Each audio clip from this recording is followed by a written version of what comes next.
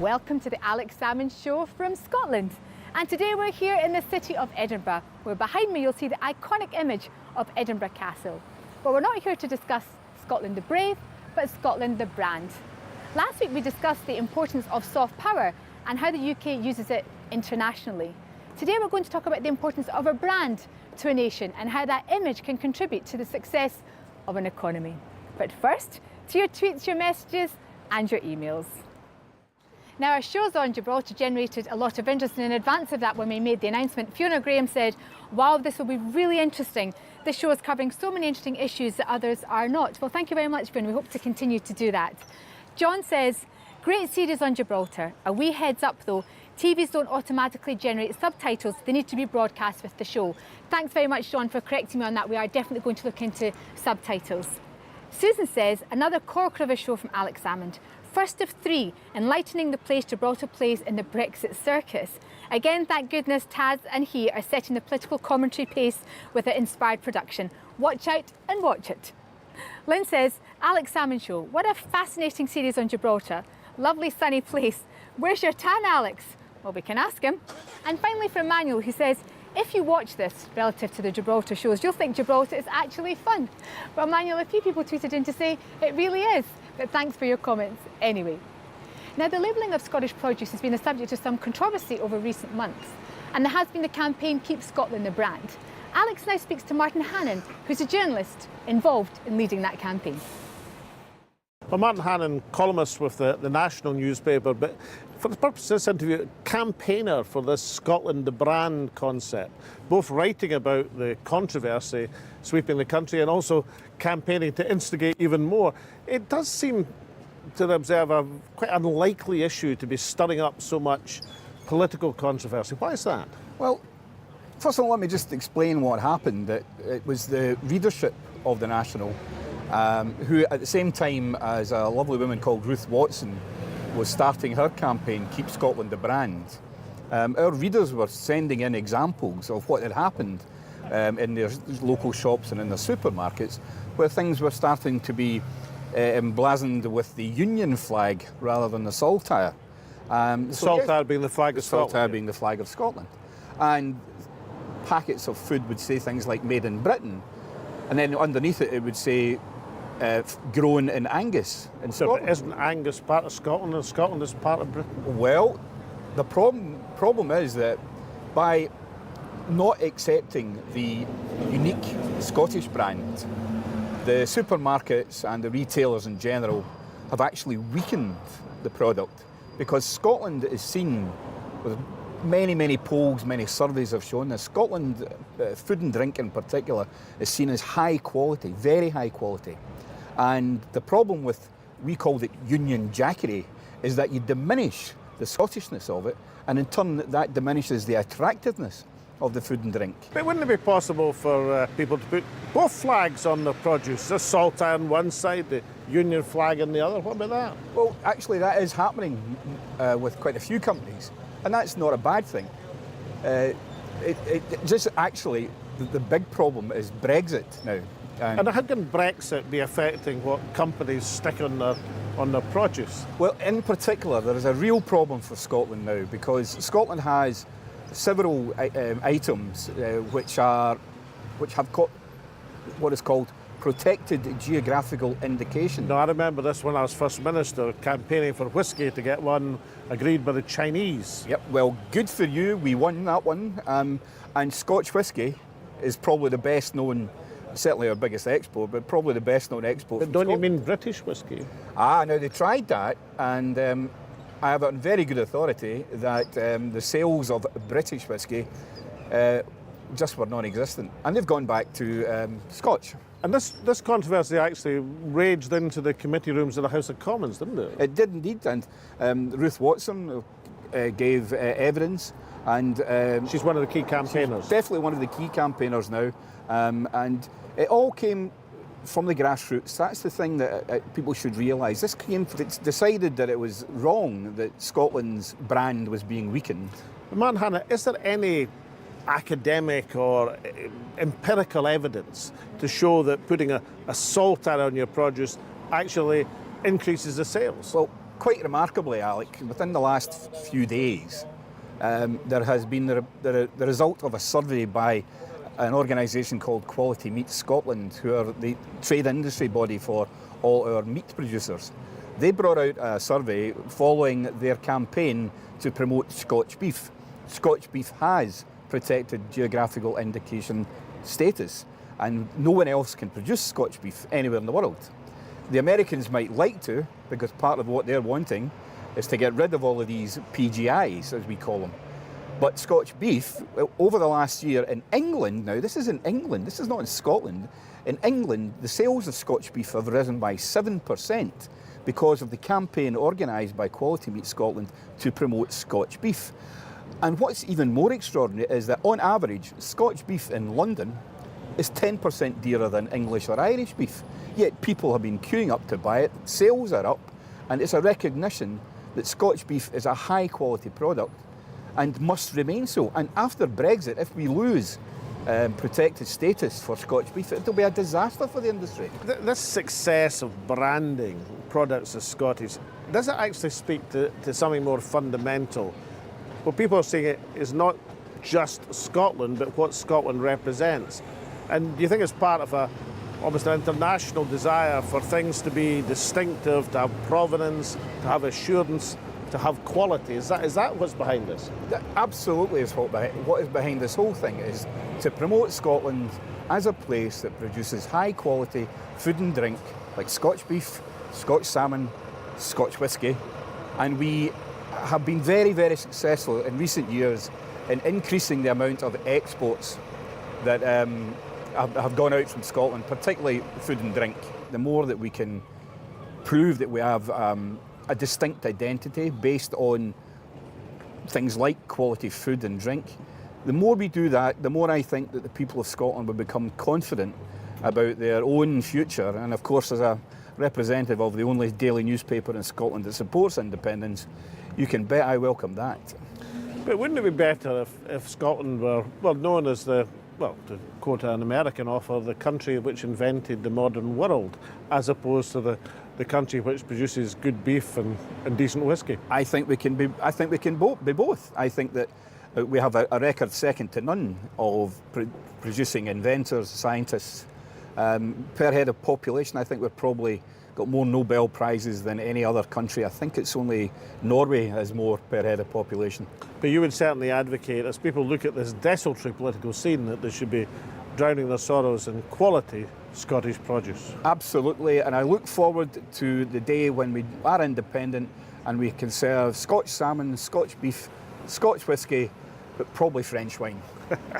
Well, I can't recommend French wine in this particular receptacle, but Martin Hannon, for your interview, for a delightful interview, you're entitled to the Alex Salmond Quaich. Oh, thank you very much indeed, Alec. Thank you. Thank you very much.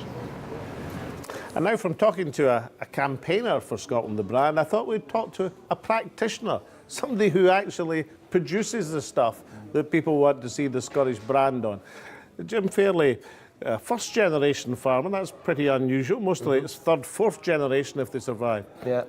No, I came into the industry, I was born and bred in the town. I came into the industry when I was 18. Absolutely love it, I love everything about it. It's got, to me, there's a sense of purpose. If you go out in the morning, you're working with stock, there's a purpose. And it's not just about looking after that stock, it's about you're contributing to the environment that you're living in, you're contributing to the food chain that we all want to eat from, and it just feels as though there's proper purpose when you're producing stock. But one of your purposes is to stay in business, which is not always easy among primary producers. So can you point to how branding your produce, let's say your beef, with a Scottish identity actually helps you in the bottom line? The Scotch brand, run by Quality Meat Scotland, they do annual promotions and all the rest of it, and they'll target specific parts of the country. So they've been very strong at promoting Scotch beef in London. So you'll see big posters down there, and they'll tell you about growth anywhere between 3 and 6% of growth of beef consumption down there. Brands work. Whatever anybody says, we've been accused through this whole process where the brand has been, let's say, diluted, where they've tried to dilute this brand. If you want to open a burger stall and you put a great big yellow M over the top of it, the response will be furious, quick and decisive because your brand matters.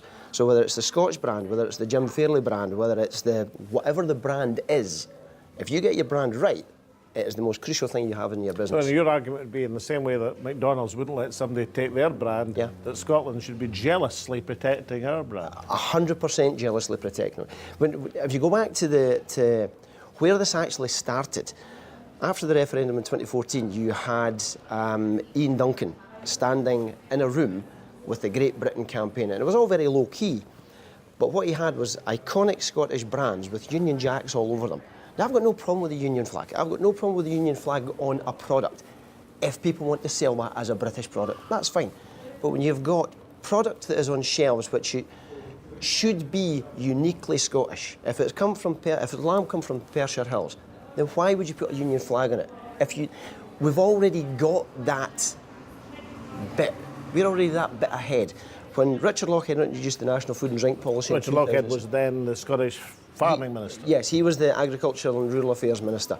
He introduced the National Food and Drink Policy for Scotland, and he set up the Scotland Food and Drink. That's now the chief executive of that, a guy called James Withers. James is a fantastic guy, and they have done enormous amounts of work to grow the economy, to grow the food and drink industry. It's the fastest growing sector in our economy. And they've just released their new document, which is Ambition 2030. And the whole point of Ambition 2030 is that the farming community and the food and drink industry have to collaborate and work together to make it the most dynamic, ambitious, diverse industry in the country. If they get it right, Ambition 2030 will mean that there is £30 billion a year of turnover in the food and drink industry, and we will employ 1 million people. Out of a population of 5.4 million, 1 million people will be involved. Well, that's a fifth of the country. The supermarkets can put whatever they like on a packet. And if they've put a Union flag on, I don't believe it's because they've got any kind of agenda against Scotland. I believe it's because they believed that would increase their sales. And it won't. The Scotland Food and Drink survey that they've done has showed clear indications in Scotland that the saltire sells more than what it would if it was any other flag. That's a good slogan, the saltire sells. The saltire sells, exactly. We know it sells around the world. If you go anywhere in the world, in a backpack around Australia, if you've got a saltire on your jacket or whatever, people say, oh, Scots, and they want to talk to you. Why would we allow that to be subsumed? Why would we want to do anything other than promote that? Well, if it's any consolation, I mean, I had a period of time when I represented the largest fishing community in Europe. And I used to think that they were fairly set in their ways until they discovered that selling a product as Scots langoustine meant at least a 10% premium in selling it as prawns. I've never seen such a rapid conversion to the word langoustine in my life. So will it not be that your fellow farmers, second, third, fourth, fifth generation, if they can be persuaded about the bottom line, will be queuing up to support the brand? We have to maintain the brand, and we have to sell that brand with all the visions of this, hills and glens and mist and this iconic feeling of comfort that people get from Scotland. If we sell that, we won't have to compete because we're going to be selling a premium product. There's always going to be people in this country who will want to buy on price. There's nothing we can do about that. There's 1 billion middle-class consumers in Asia. By 2020, there will be 1 billion middle-class consumers. They're drinking the best of French champagne. They're drinking the finest Scotch whisky. We should be having a programme to get native-bred cattle back onto our hills so that we sell the best beef in the world, bar none, come from those hills and glens to that Asian market of 1 billion middle-class consumers. Sounds like a great ambition. Jim Fairley, I can't deliver that campaign of which you spoke, but I can offer you the salmon quake for something to wash it down with. Absolutely. The best of Scots lamb and beef washed down with the best of the Scottish product. Alex, thank you very much indeed. Thank you so much for the interview. It has been my pleasure. Thank you. So we've heard from a campaigner and a practitioner. Coming up after the break, we'll now hear from an academic on the national branding of Scotland. Welcome back. Continuing with our theme of Scotland the brand, Alex now speaks to academic Professor Joe Goldblatt. Now, Professor, you're one of the international authorities on brand image for tourism purposes. But is there a way to measure the success of this academically, beyond just counting the number of visitors you get to your country? Actually, measurement of tourism branding is relatively new and only goes back about 40 years, and there are multiple indexes that are used. However, in reality, one of the most important measurements is brand personality. And would you say that Scotland has had substantial success in this area, or do you think we're still underplaying our assets? For a nation of only 5 million people to attract 25 million tourists annually, Scotland punches way above its weight in terms of the tourism agenda. And looking at the last few years, could you identify themes or events which have been particularly successful in branding Scotland? Well, if we go back to 2009, Homecoming Scotland, this was really the seminal year which led to all of the theme years that followed. As a result of Homecoming Scotland, it's repeated again in 2014, but this time alongside the Ryder Cup and the Commonwealth Games. And do other countries sort of look at that and say, that's something we could do as well? So there's a lot of emulation goes on in this sort of branding visitors and tourism numbers? That's a really good question, because in fact other nations have tried to emulate Scotland and not been successful. So one of our opportunities is to consult with, license, help develop tourism branding around the world based on the Scotland model.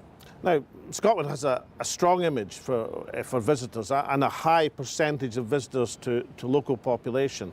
But how about the places within Scotland? What would you point to as examples of cities or towns who've managed to make their mark? Two cities in particular in Scotland have risen very quickly. First, Glasgow, with their tourism branding slogan of "People Make Glasgow," which was developed by surveying hundreds and hundreds of thousands of Glaswegians to come up with words that resonate with the local population. So it's truly authentic. So it's "People Make Glasgow." People Make Glasgow, that's right. And then in the city of Edinburgh, the slogan is "This is Edinburgh," which allows every citizen to contribute their own voice, as Edinburgh is doing now with the Edinburgh 2050 project to develop the future of this great city. So from what you say, Scotland has achieved a very strong brand identity and has a very high percentage of visitors to local population. But is there anything else Scotland should be doing? And from your assessment, is there something else they could be cutting through on? Yes, indeed. We should continue to evaluate and analyze brand perceptions of Brand Scotland. But in addition, we should not only listen with our head, but also our heart. It reminds me of when the Scottish Parliament building, that beautiful, iconic building, opened in Edinburgh many years ago, and Edwin Morgan wrote that wonderful poem, "Open the Doors." He was the Macker, the national poet of Scotland. That's correct. And Mr. Morgan's poem resonated with the entire country, so that today our tourism slogan is "Scotland is now." And now is all about opening the doors to everyone to say, this is a welcoming, caring, sharing country. We invite you to join us. So from a visitor point of view, that's a strong brand identity. Does that carry forward into people buying products? Do people see that identity as a reason for purchasing, well, let's say food products internationally?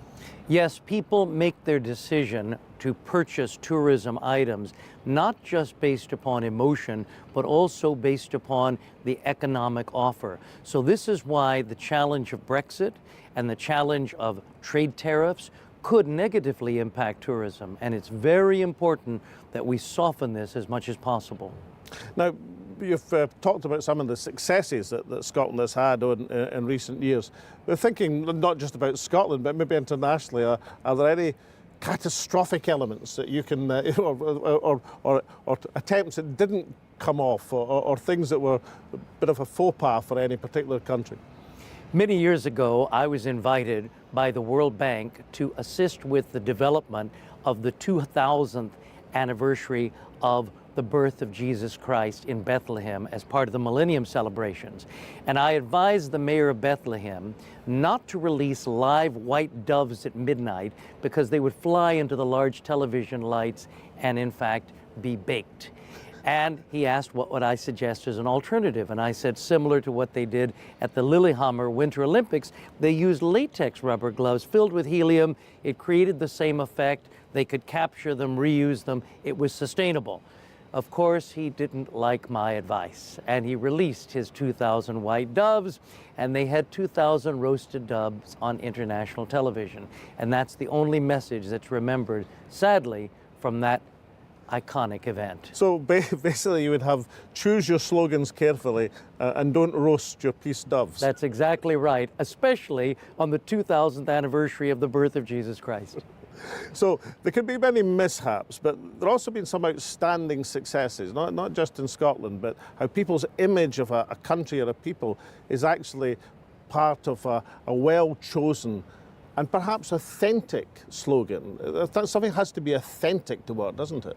Two of the most authentic slogans that have ever been developed for tourism purposes are I Love New York, which has been phenomenally successful over the last 40 years and will probably continue to be successful because, again, it was developed organically, similar to This is Edinburgh, allowing the people to connect with the slogan. Because if the residents don't connect with the slogan or with the tourism branding, then no amount of whitewash is going to make this authentic.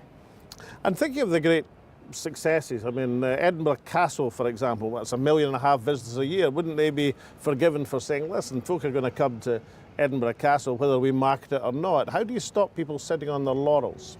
Look, for 300 million years since that volcano erupted behind us here, people have been interested in this city as a destination.